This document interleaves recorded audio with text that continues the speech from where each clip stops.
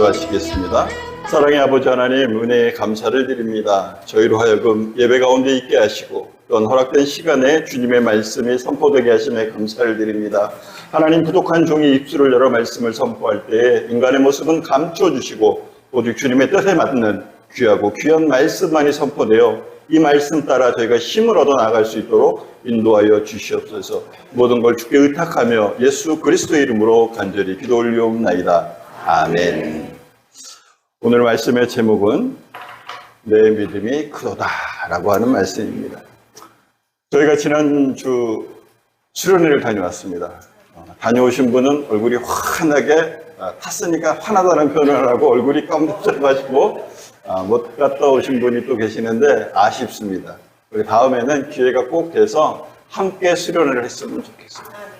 여름마다 저는 교회에서 이런 행사를 할 때마다 교회란 무엇일까 과연 교회가 무엇이길래 같이 세상에서 보면 이해가 안 될 거예요. 그 고생을 하며 그곳에 모여서 또 밥이나 제대로 먹을 수 있겠어요. 지금이야 잘 음식을 하지만 제가 청년 때만 하더라도 수련회를 가면 다 이고 지고 갔어요.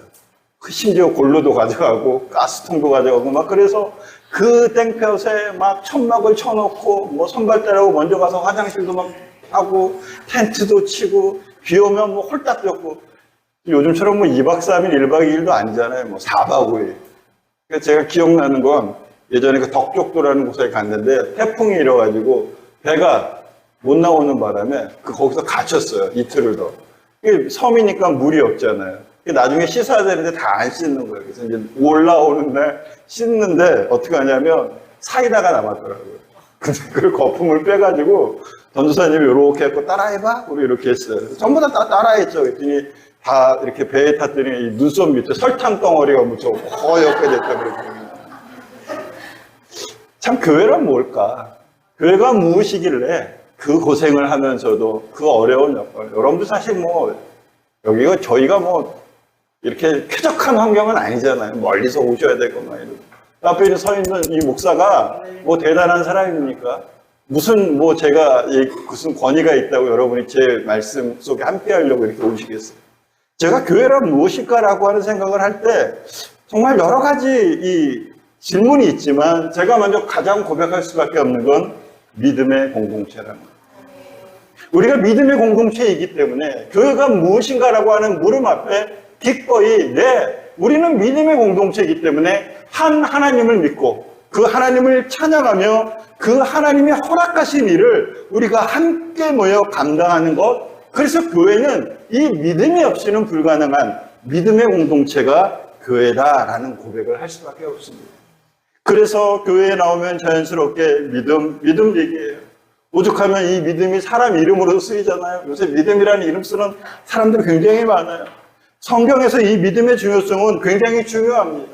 하나님을 향한 믿음, 예수 그리스도를 향한 믿음, 성령이 함께 하신다는 그 믿음만이 우리를 살린다는 사실을 성경이 이야기하고 있어요. 그렇다면 성도된 우리는 과연 그 믿음이 왜 중요하며 그 믿음이 무엇인지 정확히 알지 않으면 우리는 헛 신앙생활을 하고 있는 것입니다.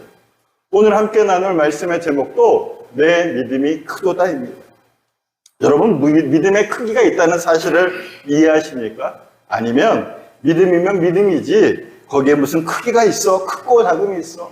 아니요. 그런데 분명히 이 믿음에는 크기가 존재합니다. 오늘 우리가 읽었던 이 본문에도 이 수로보니게가 여인이라고 하는 이 가나안 여인에게 주님이 말씀하셨어요. 내 믿음이 크도다. 예수님이 갈릴리 호수를 건너오실 때 무리를 건너온 걸 보고 베드로가 그러잖아요. 주님, 저도 걷게 해주세요. 그래서 와 그랬어요. 근데 무리를 막 걷다가 출렁이는 파도를 보고 겁이 나서 물에 빠질 때 주님이 베드로를 건지시면서 뭐라고 얘기하셨어요? 믿음이 작은 자여 왜 의심하느냐. 성경의 말씀을 토대로 본다면 분명히 믿음이 작고 크고라고 하는 크기가 존재한다는 사실을 먼저 우리가 알아야 합니다. 사랑하는 여러분, 그렇다면 우리 손 한번 가슴에 얹어봅시다. 대답은 하지 마세요. 내 믿음은 클까요? 작을까요? 또 표정이 목사님 왜 정말 굳센맘 먹고 예배 드리러 왔는데 왜 저희를 시험에 들게 하십니까? 그러고 여러분, 우리의 믿음의 크기에 대해서 하나님 앞에 정말로 묻고 대답해야 돼요. 그렇다면 믿음의 정의가 먼저 중요합니다. 알아야 그것이 크고 적은지를 분간할 수 있으니까요. 믿음의 정의를 사전적으로 보면 이렇습니다. 대상의 상태나 행위가 꼭 그럴 것이라고 여기는 것, 확신하는 것이 믿음이래요. 이게 사전적 의미예요. 자, 그런데 여기서 어떤 대상, 이 대상은 내가 상대할 대상을 말합니다. 그리고 그 대상의 상태의 행위가 꼭 그러할 것이라고 확신하는 게 믿음이래요. 즉 내가 상대하는 누군가가 그 행위가, 그 상태가 꼭 그럴 것이라고 믿는 게 믿음이라고 한다면 이 정의를 교회에 있는 성도들 입장에선 이렇게 표현할 수 있지 않을까요? 한번 함께 고백해 봅니다. 시작. 하나님의 상태나 행위가 꼭 그러할 것이라고 확신하는 것. 네. 이게 믿음의 출발이에요. 그런데요, 여기서 중요한 게 있어요. 그것이 무엇이냐면 이 믿음이 내 뜻대로가 아니에요. 하나님의 뜻이에요. 하나님의 뜻에 의해서 꼭 그러할 것이라고 확신하는 게 믿음이라는 거예요. 여러분, 다른 종교는요, 죄송합니다. 제가 다른 종교를 폄하하려는 게 아니라 비교하는 거예요. 대부분의 종교는요, 사람이 신에게 어떻게 해요? 만들어가는 거예요. 그래서 어떻게 하냐면 사람의 의도대로 이 신이 내 말을 잘 듣기 위해서 이 신이 정해놓은 규칙을 막 만들려고 새벽에 일어나서 공용하고 막 그렇게 하잖아요. 그런데 기독교는요, 그게 아닙니다. 우리가 하나님의 뜻대로 가는 것이 기독교예요. 여러분, 이거 잘 구분해야 해요. 그래서 기독교에서, 특별히 개신교에서 이 믿음에 대한 얘기를 정말로 강조하는 이유는 출발이 다른 거예요. 다른 종교는 인간의 필요에서 신을 만들었다라고 접근할 수 있지만 우리가 믿는 하나님은 그렇지 않습니다. 하나님께서 원하시는 이 우주 삼라 만상 속에 창조된 우리가 그 하나님의 뜻대로 살아가는 것이 우리의 기독교라는 거예요. 여러분, 차원이 틀려요. 여러분, 자꾸 다른 종교와 여러분의 신앙생활을 막 혼돈해서는 안 돼요. 제가 오늘 이 파워포인트에 띄웠던 이신칭이라고 하는 이 말은 굉장히 중요한 거예요. 믿음으로 우리가 의롭다 칭함을 받는 것. 이 이신칭의의 고백이 여러분 잘 아는 종교개혁의 출발점이자 완성이잖아요. 사도 바울은 이 이신칭의, 즉 믿음에 대해서 어떻게 이야기하냐면 로마서 1장 17절과 5장 1절의 말씀으로 이렇게 선포합니다. 먼저 1장 17절을 제가 봉독합니다. 복음에는 하나님의 의가 나타나서 믿음으로 믿음에 이르게 하나니 기록된 바 오직 의인은 믿음으로 말미암아 살리라 함과 같으니라. 아멘. 5장 1절 말씀 여러분이 함께 봉독해 봅니다. 시작. 그러므로 우리가 믿음으로 의롭다 하심을 받았으니 우리 주 예수 그리스도로 말미암아 하나님과 화평을 누리자. 아멘. 사도 바울은요, 이 믿음의 중요성을 그렇게 얘기했어요. 이 믿음만이 우리를 의롭다 하게 한대요. 그리고 이 믿음으로 우리가 의롭다 함을 받았기 때문에 그 안에서 하나님이 허락하신 화평이 임하게 된다는 거예요. 그런데 여러분, 이 중요한 이 믿음의 내용 안에 그러면 무엇을 믿느냐 이거죠. 무엇을 믿어요? 그것이 바로 로마서 3장 21절의 고백입니다. 함께 봉독해 봅니다. 시작. 곧 예수 그리스도를 믿음으로 말미암아 모든 믿는 자에게 미치는 하나님의 의인이 차별이 없느니라. 아멘. 우리가 믿는 것이 무엇이냐면 예수 그리스도를 믿는 거예요. 예수가 그리스도 되신 것, 예수가 구세주 되시는 걸 믿는 것이 믿음이라는 거예요. 여러분, 이 사실을 고백하십니까? 아멘. 굉장히 중요한 출발점이에요.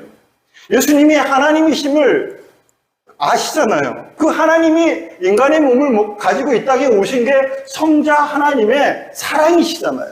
그리고 그 성자 되신 예수님이 어떻게 하셨어요? 우리의 죄를 대신해서 십자가에 죽으시고 3일 만에 부활하셔서 우리에게, 너희에게 죄 사함 이후에 이러한 부활의 몸이 영원히 있을 것이다라고 선포하셨잖아요. 그것이 복음이잖아요. 우리는 그 복음을 믿는 거예요. 믿음은요, 그 예수 그리스도가 나의 구세주됨을 믿고 내가 그렇게 마땅히 살아가는 고백이 하는 것이 믿음이라는 것입니다. 그래서요, 주는 그리스도시요 살아계신 하나님의 아들입니다라고 하는 베드로의 고백은요, 립서비스가 아니에요. 오직 그 예수 그리스도를 믿는 믿음이 있는 사람이라면 마땅히 당연히 삶으로 그 고백이 이루어지는 것입니다.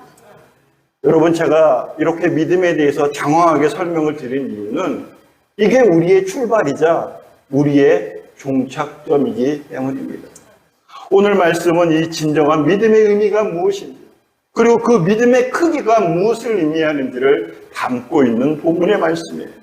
오늘 본문에서 예수님은 갈릴리 사역을 잠시 중단하시고 이방 지역인 두로와 시돈으로 들어가면서 생겨난 일입니다. 오늘 본문 21절 말씀이 이렇게 시작됩니다. 예수께서 거기서 나아가사 두로와 시돈 지방으로 들어가시니, 이렇게 되어 있어요. 이 두로와 시돈 지방은 지금 어떤 곳이냐면 지중해 근안에 있는, 여러분 지도가 보이세요? 저 밑에 있는 첫 번째 있는 이 배꼽처럼 되어 있는 게 갈릴리 호수예요. 예수님이 저기서 활동을 하셨는데 어찌된 일인지 오늘 본문에 보면 예수님이 제가 빨간 선으로 표시되어 있는 두로와 시돈 지방으로 가세요. 아마도 예수님께서 오늘 여러분 본문에 읽었던 읽지는 않았지만 21절, 15장 21절 앞전에 보면 예수님이 그 예루살렘으로부터 온 바리새인과 서기관들과 논쟁을 벌이십니다. 그런데 그 논쟁이 정말 쓸데없는 논쟁이에요. 주님이 짜증이 나신 거죠. 내가 이런 자들과 이런 논쟁을 해야 돼? 스톱! 그리고 제자들을 데리고 두로와 시돈 지방으로 잠시 피정을 가신 거예요. 이렇게 피난 가신 거예요. 쉬러 가신 거예요. 그것이 바로 두론과 시돈 지방이에요. 이 지역은 유대인이 살지 않습니다. 이 지역은 대대로 무역 지중해를 근원으로 하는 항구도시이기 때문에 무역도시예요. 이방인들, 즉 헬레니즘 사람들이 들어와서 무역하던 곳이에요. 이방인들이 많은 곳이죠. 특별히 여기 시돈이라고 하는 지역은요, 위에 있는 시돈은 바알이라고 하는 풍요의 신, 이 풍요의 신의 제단이 있고 그 사제들이 많이 사는 정말 이방 우상이 상골하고 있는, 오늘날로 치면 아주 번잡한 그런 국제적인 도시가 바로 이 시돈과 두로 지방이에요. 주님이 그곳에 들어가셨죠. 그런데 이 주님이 들어가신 이곳에서 한바탕 소동이 일어납니다. 22절 말씀입니다. 함께 봉독합니다. 시작. 가나안 여자 하나가 그 지경에서 나와서 소리를 질러 이르되, 주 다윗의 자손이여 나를 불쌍히 여기소서, 내 딸이 흉악하게 귀신 들렸나이다 하되, 이 지역에 살고 있는 한 이방 여인이 다가와 예수님께 소리를 질러요. 주 다윗의 자손이여 나를 불쌍히 여기소서, 내 딸이 흉악하게 귀신 들렸나이다. 참 기가 막힌 상황입니다. 이 지역을 예수님을 알 수 있을까요, 사람들이? 물론 속내에서 알 수 있었겠죠. 그러니까 이 여인이 이렇게 나왔겠죠. 그런데 예수님이 이곳에 오신 것은 사역을 위해서 오신 건 아니에요. 그런데 이 여인이 갑자기 불현듯, 그 헬라어 원어를 보면 듣자마자라고 돼 있어요. 이 여인이 예수님이 들어오시는 소식을 듣자마자 달려나왔다고 해요. 그러니까 얼마나 간절히 기다렸겠어요. 이 여인이 나와서 예수님의 일행을 향해서 그렇게 막 소리 지르는 거예요. 그런데 여러분, 여기서 굉장히 중요한 이 여인의 외침의 한 구절을 우리가 살펴볼 필요가 있어요. 여러분 한번 보시기 바랍니다. 먼저 이 여인이 외친 외침에 어떤 외침이 있어요? 주 다윗의 자손이여, 다 이렇게 시작하잖아요. 바로 주 다윗의 자손이여라고 하는 구절이에요. 이곳이 아까 제가 어디라고 그랬어요? 이방 사람들이 사는 곳이라고 그랬잖아요. 유대인들에게 있어서 메시아의 오심은 다윗의 후손에서 온다는 것이 오래된 전통이었어요. 그래서 이들은 당연히 알아요. 우리가 학교 다닐 때 단군 신화를 당연히 알듯이, 무슨 이순신 장군이 영웅인 걸 당연히 알듯이, 이들의 머릿속에는 어릴 때부터 자, 하나님께서 우리에게 메시아를 보내시는데 그 메시아가 다윗의 후손에서 와 라는 것을 당연히 알고 있죠. 그런데 이 여인이 누구예요? 이방 여인이잖아요. 우리로 치면 저 다른 나라 여인이 우리나라 역사를 꿰차고 있는 거나 마찬가지예요. 바꿔 얘기한다면 이 여인은 이미 하나님의 계획하심과 하나님의 존재를 알고 있는 믿음의 고백이라는 거예요. 주 다윗의 자손이여 라고 하는 것은 내가 그것을 알고 있는 사람입니다. 나의 믿음의 고백을 받으소서라는 거예요.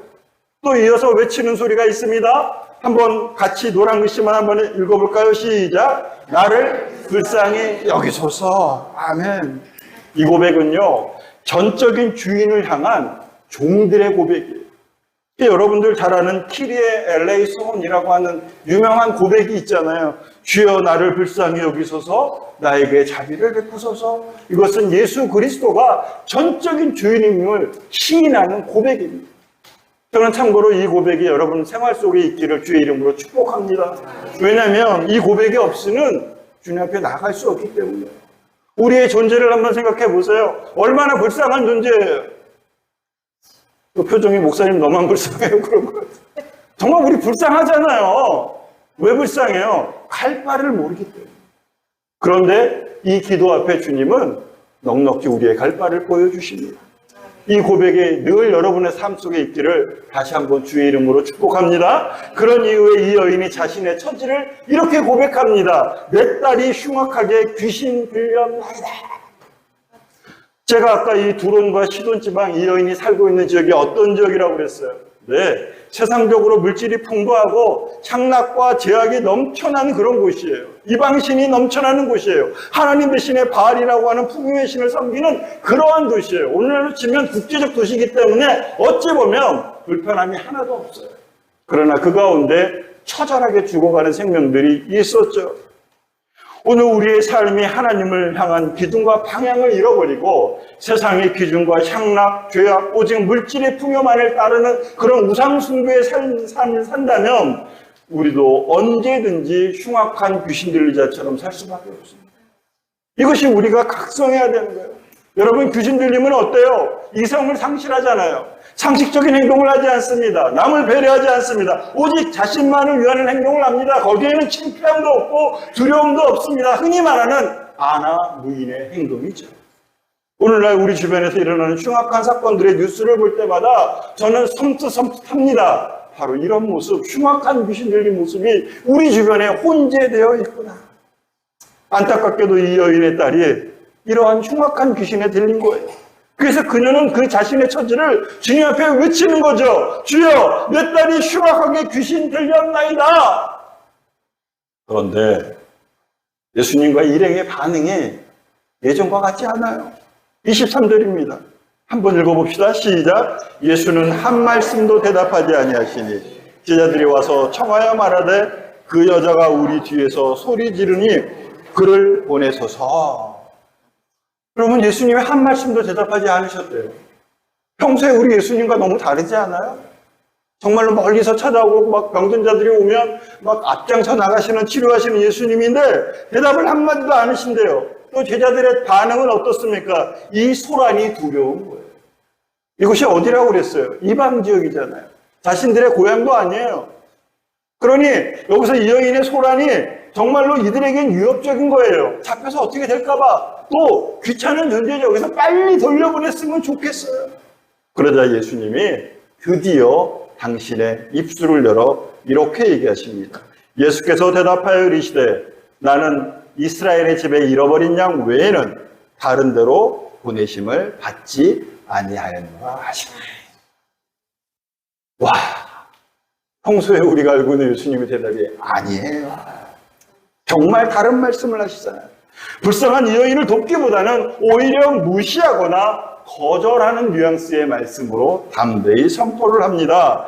그러나 이러한 주님의 대답에도 불구하고 이 여인은 어떻게 했을까요? 25절에 이렇게 나와 있습니다. 우리 함께 봉독해 봅니다. 시작. 가서 예수께 전하며 이르되 주여 저를 도우소서. 아멘. 더 적극적인 거예요. 여러분이 문장을 한번 보세요. 여자가 와서 예수께 절하며 이르되 라고 되어 있어요. 그전에는 이 일행의 뒤에서 주 다윗의 자손이여 나를 불쌍히 여기소서 내 딸이 흉악하게 귀신 들렸나이다 이렇게 외쳤다면 이 본문이 이제 어떻게 되었어요? 상황이 이 여인이 일행을 뚫고 예수님 앞에 무릎 꿇고 덥석하니 주저앉아 외치는 거예요. 주님, 주여 저를 도우소서. 예수님 앞으로 다가온 거죠. 좀 전에 다윗의 자손이라고 외치던 여인의 고백이 더 적극적이 되었습니다. 주여!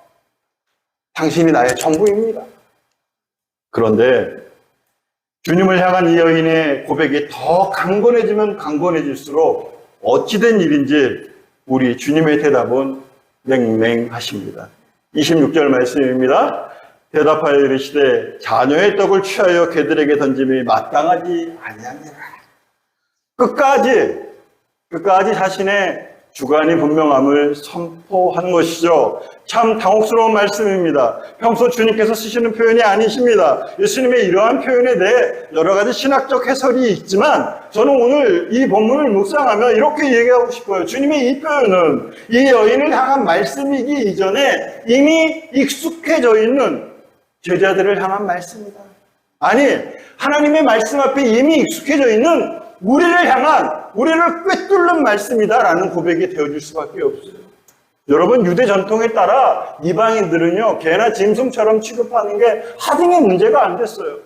그래서 이런 표현을 쓰는 게 오히려 율법적이에요. 그러한 풍습과 전통에서 굉장히 자연스러운 거였죠. 제자들도 아마 예수님의 이 표현에 대해서 주님이 마땅히 하실 말씀을 하시는구나. 그런데 이 상황은요, 단순한 그런 상황이 아니에요. 성화 속에 나와 있는 그림의 상황을 한번 보세요. 이 예수님과 제자들과 이 가나안 여인의 이 관계는 아주 극한의 긴장된 대치의 정점을 이루고 있는, 이게 마치 영화로 본다면, 드라마로 본다면 다음 주에 점점점점 그리고 짜잔 하는 그런 극한의 상황으로 탁 내몰린 거죠. 불쌍한 처지에서 예수님 외에는 고침이 없다고 외치는 이 여인에게 예수님은 전통과 율법과 관습이 익숙한 제자들의 관점으로 딱 대립의 상황을 만들어 놓으셨어요. 그런데 이 긴장된 대치를 깨뜨리는 것은 바로 이 여인의 고백입니다. 27절 말씀을 함께 봉독해 봅니다. 시작.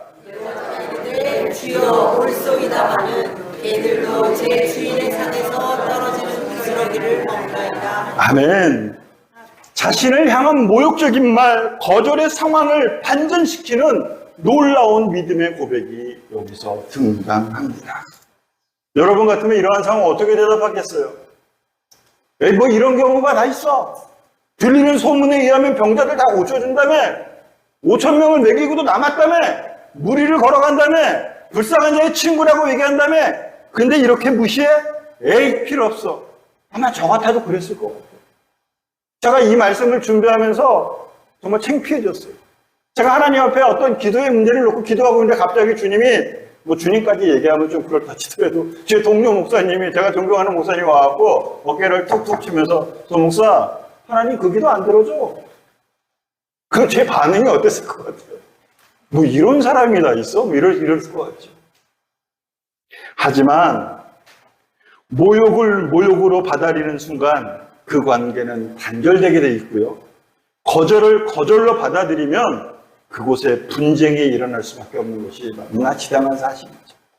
만약 이 여인이 예수님의 무시와 예수님의 거절과 이 모욕을 그대로 받아들였다면 오늘 성경의 기록은 존재하지 않았을 것입니다.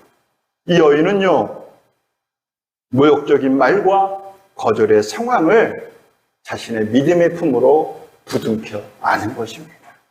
그러자 어떠한 상황이 일어납니까? 극한의 대치를 이뤘던 상황이 갑자기 자유의 공간이 생기고 그곳에 평화가 임하게 되며 이어서 하나님의 놀라운 은혜가 함께하게 되는 것입니다. 사랑하는 여러분 주님 앞에 기도하실 때에 때로는 우리가 그리스도로 살아갈 때에 모욕적인 일을 당할 수 있어요. 거절의 상황에 직면할 수도 있고요. 정말 어찌 이렇게 이런 일이 나에게 일어날 수 있지? 네, 있을 수 있습니다. 그러나 그 상황 앞에서도 이 여인과 같은 간절한 믿음으로 주님 앞에 고백되어지기를 축원합니다. 그럴 때 주님은 우리를 향해 이렇게 이 여인에 대한 고백으로 위로하십니다. 28절 함께 봉독해 봅니다. 시작. 이에 예수께서 대답하여 이르시되 여자여 내 믿음이 크도다 내 소원대로 되리라 하시니 그때로부터 그의 딸이 나으니라. 아멘. 결국 이 이방 여인은 자신을 향한 극한의 모욕과 거절과 멸시의 상황을 주님을 향한 믿음으로 부둥켜 안자 본인이 그토록 갈망했던 흉악한 귀신 들린 딸이 고침을 받습니다. 그리고 더 귀한 것은 주님의 선포예요. 이 여인에게 뭐라고 얘기했어요? 내 믿음이 크도다. 성경에서 이 믿음이 크도다라고 고백하는 것은 오늘 이 여인과 또한 마태복음 8장에 나오는 로마 장교 109장의 선포 외에는 존재하지 않습니다. 놀라운 이 내 믿음이 크도다의 하나님의 선포를 받아낸 것이죠. 사랑하는 여러분, 하나님을 향한 우리의 믿음, 주님을 향한 우리의 믿음이 커지기를 소망하십니까? 아멘. 그렇다면 더 이상 내 삶의 기준과 세상의 기준으로 살아가지 마십시오. 성공의 척도와 행복의 기준을 세상 가치에 둔다면 우리에게 다가오는 멸시와 거절과 이 모욕의 상황을 우리는 믿음으로 극복할 수 없습니다. 때로는 어리숙해 보이고 때로는 세상적으로 볼 때 손해보는 것 같고 전혀 능력이 없어 보이는 것 같지라도 우리의 믿음이 작은 믿음으로 시작되는 상황임을 잊지 마시기 바랍니다. 우리 믿음의 조상이라고 칭하는 아브라함의 삶이 그 비밀을 알려주고 있어요. 여러분, 히브리서 기자의 이 아브라함에 대한 고백이 이렇게 고백되고 있습니다. 히브리서 11장 8절 함께 봉독해 봅니다. 시작. 믿음으로 아브라함은 부르심을 받았을 때 순종하여 장래 유업으로 받은 땅에 나아갈새 갈 바를 알지 못하고 나아갔으며. 아멘. 우리가 아브라함 그러면 어떻게 생각했어요? 믿음의 조상. 와, 이 사람은 본래부터 믿음이 대단했나 보다. 우리 그렇게 선입견을 갖고 있죠. 그러나 그렇지 않습니다. 히브리서 11장 8절에 보면 이렇게 돼 있어요. 믿음으로 아브라함이 부르심을 받았을 때 그는 뭐라고요? 갈 바를 알지 못하고 나아갔다. 이렇게 돼 있어요. 우리의 신앙생활도 그와 같을 수 있습니다. 정말 아브라함은 자신을 찾아온 하나님에 대한 믿음이 완전한 믿음이 아니었어요. 하지만 이 작은 믿음이 아브라함을 가나안으로 인도하게 하셨고, 그리고 여러 가지 우여곡절 끝에 얻은 그 100세에 얻은 아들 이삭을 하나님이 바치라 할 때 진정한 마음으로 바칠 수 있는 믿음의 사람으로 성장한 것처럼 갈 바를 알지 못하는 우리의 삶 속에 함께 하시는 그 하나님을 여러분이 믿고 계시다면, 네, 그것으로 시작이 됩니다. 네, 그것으로 큰 믿음을 향하는 발걸음을 이제 한 걸음 한 걸음 옮길 수 있는 기회를 얻으신 거예요. 우리가 그것을 감사했으면 좋겠어요. 그래서 우리의 믿음은요, 당연히 이 작은 믿음, 신락 같은 이 믿음에서 출발한다는 사실을 잊지 마시기 바랍니다. 오늘 본문에 나온 이 스로보게니아 여인, 이 가나안 여인의 삶도 그랬을 것 같아요. 정말 이 여인은 이 흉악한 귀신 들린 딸을 치료하기 위해서 모든 재산을 탕진하고 또 용하다는 의원들은 다 찾아갔으며 아마 수많은 점쟁이와 무당과 이 구타하는 제사장을 불러다가 그렇게 했을 거예요. 그리고 결국 마지막 희망, 예수 그리스도의 소식을 듣고 그를 찾기 시작했으며 그에 대한 작은 믿음을 가지고 기도하며 그날을 기다린 것이죠. 그리고 그분을 만났을 때 그 오랜 작은 신앙의 작은 믿음의 출발이 결국 가장 큰 믿음의 칭찬을 받는 것으로 열매 맺게 된 것입니다. 사랑하는 여러분, 믿음은요, 우리가 하나님께로 나아가는 단계입니다. 그래서 믿음은 적은 단계에서 출발하여 큰 믿음의 단계로 가는 것이 지극히 당연한 것이에요. 여러분이 하나님의 존재를 인식하십니까? 아멘. 그렇다면 여러분의 작은 믿음은 이미 출발을 했고 나의 우여곡절 끝에 하나님 찾아오심을 믿습니까? 네, 그렇다면 우리는 성장 가운데 있는 것이며 그럼에도 불구하고 내가 원하는 대로 되지 않고 내가 바라는 대로 모든 것이 이루어지지 않는다 해도 이것이 하나님의 영 가운데 있는 고백이 되어질 수 있습니까? 그렇다면 여러분은 믿음의 큰 여정의 발걸음을 옮기고 계신 것입니다. 저는 오늘 이 본문의 말씀을 준비하며 이 믿음이 과연 무엇일까라고 하는 고백 앞에 그런 고백을 해봅니다. 우리가 하나님을 알아가는 단계구나. 믿음은 그런 거예요. 여러분 어린아이 때 부모의 뜻을 알아요? 특별히 2살, 3살째 아이가 엄마가 하지마 그러면 네 어머님 말씀 순종하여 삼광오륜에 의해서 제가 잘 살겠습니다. 이렇게 2살짜리가 얘기하면 병원 데려가요. 아니잖아요. 어린아이는 어린아이의 표현이 있어요. 밥 줘, 싫어, 그만, 안 해. 그렇잖아요. 그런데 이 수준이 20살이 되고 40살이 됐는데도 아들아 밥 먹자, 싫어. 40살짜리가 그래봐. 저희 아들이 30인데 얘가 만약에 들어와서 밥 먹자 그러면 싫어. 한 대 탁 때리고 싶은데. 우리의 믿음도 그와 같아요. 어린아이 때의 믿음이 있어요. 작은 믿음. 그러나 사춘기의 반항도 겪고요. 그러다가 결국 성인이 되어 성숙하여 하나님의 뜻을 알면 이제 부모의 뜻을 아는 것처럼 우리의 믿음은 그와 같이 성장하고 있습니다. 사랑하는 여러분, 지금 어떠한 상황에 처해 계십니까?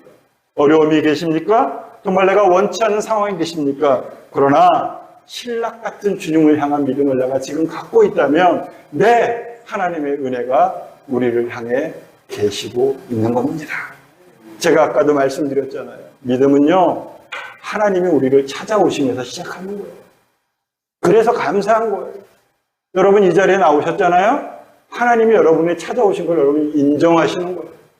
이제 아무쪼록 여러분의 삶 속에 우리의 이 작은 믿음, 신락 같은 믿음이 성장하여 이제 하나님의 급에 맞는, 좀 대화할 수 있는 수준에 맞는 그런 믿음으로 성장하는 우리 모두가 되길 주의 이름으로 간절히 축원합니다.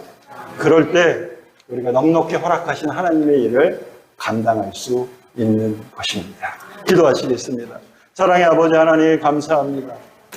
우리가 이 땅을 살아갈 때 우리가 믿음이 있음과 믿음이 없음을 고민하며 살아가고 있습니다. 그러나 하나님, 우리의 믿음이 성장돼야 하는 믿음임을 고백하오니 아버지, 우리와 함께 하셔서 주님의 은혜 가운데에 아버지 큰 믿음, 그래서 하나님의 뜻을 알고 마땅히 주님의 일을 감당하는 큰 믿음으로 성장하는 저희들 되게 도와주시옵소서. 우리 주 예수 그리스도 이름으로 축복하며 기도 올려옵나이다.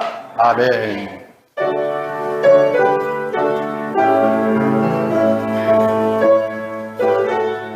이제는 우리 주 예수 그리스도의 은혜와 하나님 아버지의 무궁하신 사랑하심과 성령님의 감화감동 인도하심이 오늘 이 예배를 통해서 정말로 내 환경은 감사할 것이 없고 정말 멸시와 모욕과 거절의 상황이지만 주님을 향한 작은 믿음 다시 보여지 않고 살기로 결단하는 우리들 위해 이 교회 위에 이제로부터 영원토록 함께 하시기를 간절히 축복하옵나이다.